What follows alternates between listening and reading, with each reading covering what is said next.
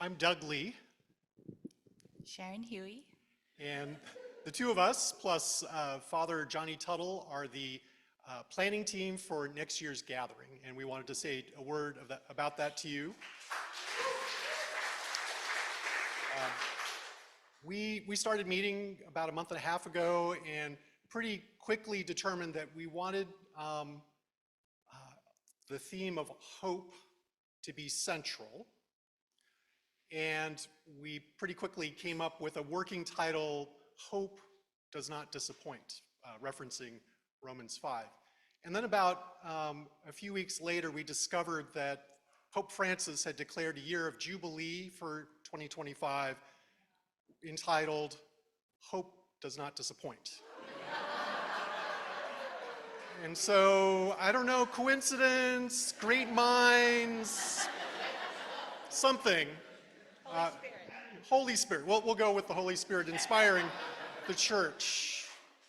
So we're going to talk about a couple of particular angles on hope that we hope our gathering can center around. This is very much a work in progress because we did want this next year's theme to be in conversation with and deeply listening to all that we experienced in these last few days, and that's been so much, right? So rich, so full.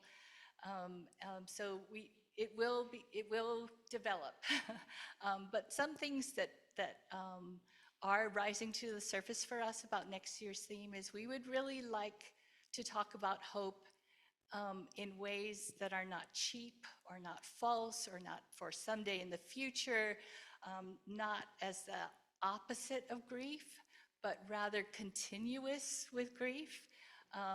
That holds our grief, that holds our longing for this fractured, broken creation that we had a part in the brokenness. So hope has to be that big. I've been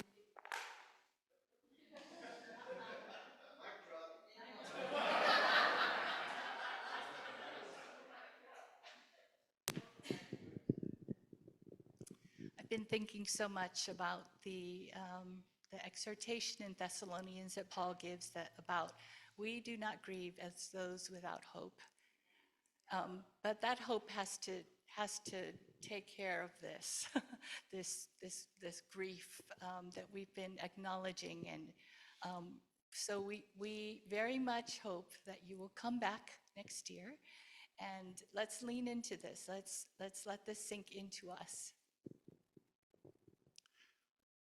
And because we are firmly convinced that those of us who are part of the mainstream North American church context are severely diminished in our capacity for hope, because we're so often addicted to idolatrous forms of hope that are false.